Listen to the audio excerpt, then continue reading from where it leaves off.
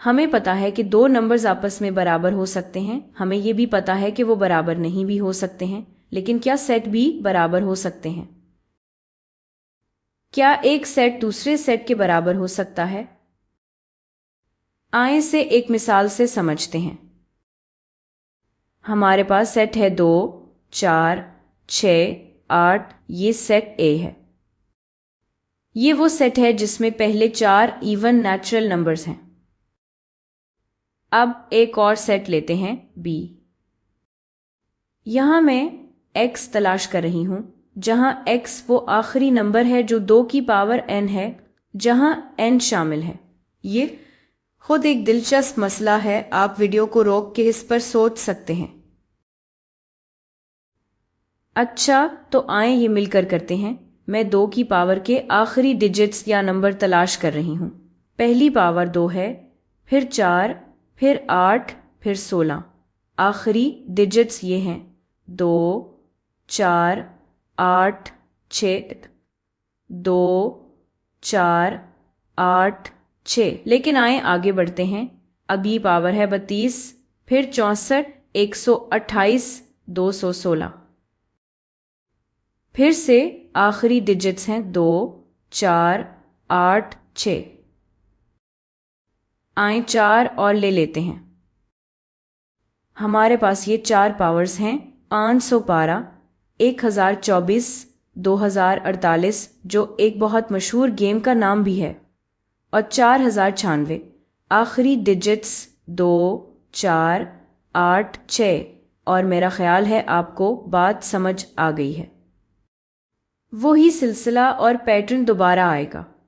आखिरी 4 डिजिट्स सिर्फ 2, 4, 8 और 6 होंगी। अब आए इन दोनों सेट्स को देखते हैं। ए में है 4 चीजें 2, 4, 6 और 8। बी में भी 4 चीजें हैं 2, 4, 8 और 6। असल में इनमें बिल्कुल एक जैसी चीजें हैं, और जब भी ऐसा हो हम कह सकते हैं कि ये दोनों सेट्स बराबर हैं। फिर से तरतीब से फर्क नहीं पड़ता। जब तक चीजें बिल्कुल एक जैसी हों, सेट्स एक दूसरे के बराबर होते हैं। जब ऐसा ना हो तो हम कह सकते हैं कि सेट्स एक दूसरे के बराबर नहीं हैं। आए कुछ मिसालें करते हैं। हमारे पास ये सेट है ए, बी, सी, डी, ई, एफ, जी और एच। अब वीडियो को रोकें, ये आपका ज्यादा वक्त नहीं लेगा। देखें कौन से सेट्स एक दूसरे के बराबर हैं। अच्छा, तो हमारे पास ये पहला सेट है 2, 4, 8 और 12। क्या कोई और सेट है जिसमें 2, 4, 8 और 12 हों? यहां हमारे पास 8, 4 और 12 तो हैं, लेकिन 2 की जगह 14 है। तो क्या हम कह सकते हैं कि ये दोनों सेट्स तकरीबन बराबर हैं? नहीं, या तो सेट्स बराबर होते हैं या फिर नहीं, और कोई ऐसा सेट नहीं है जिसमें बिल्कुल यही 4 एलिमेंट्स हों। तो हमें ए को छोड़ना पड़ेगा। बी में है 1, 2, 3, 4। डी में भी 1, 2, 3 और 4 हैं, तो बी और डी बराबर सेट्स हैं। क्या कोई और जोड़ा है जो हम ढूंढ सकते हैं? एफ और एच तकरीबन बराबर हैं। इनमें 0 है, लेकिन यहां 1 है, यहां ए है, तो हमें ये दोनों मुस्तरद करने होंगे। ई और जी -1 और 1, -1 और 1। हाँ, ई और जी बराबर हैं, तो ई बराबर है जी के। ये दोनों जोड़े एक दूसरे के बराबर हैं। ठीक है, आए कुछ और करते हैं। ये है सेट ए, लफ्ज़ एलॉय के हुरूफ का सेट, और सेट बी है लफ्ज़ लॉयल के हुरूफ का सेट। क्या ये दोनों बराबर हैं? और ये वाला ए लफ्ज़ फॉलो के हुरूफ का सेट और बी लफ्ज़ वुल्फ के हुरूफ का सेट, क्या ये दोनों बराबर हैं?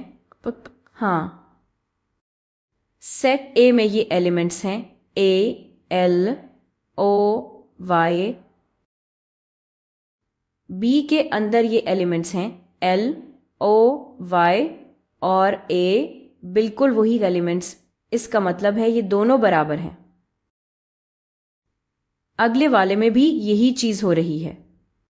सेट ए में ये चीजें हैं एफ, ओ, एल और डब्ल्यू। बी में भी डब्ल्यू, ओ, एल, एफ हैं, बिल्कुल वही हैं, तो ये दोनों भी बराबर हैं। अब मैं चाहती हूं कि हम कुछ रियाजी वाले सवालात करें। सेट ए में दो चीजें हैं 2 और 3 और ये है सेट बी। हम वो सब एक्स ढूंढ रहे हैं जिनके लिए ऐसा हो कि x इस इक्वेशन x की दूसरी पावर जमा 5x जमा x बराबर है 0 का हल हो। तो हमें ये क्वाड्रेटिक हल करनी है ताकि पता चले कि b में क्या है। मैं यहाँ एक और मसला लिखूंगी। a वो सेट है जिसमें वो सब x हैं जिनके लिए x माइनस 5 बराबर है 0 के, और b वो सेट है जिसमें वो सब x हैं जिनके लिए x की दूसरी पावर है 25। वीडियो को रोकें, ये दोनों कोशिश करें।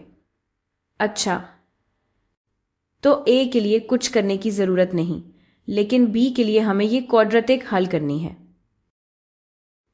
तो आए ये करते हैं।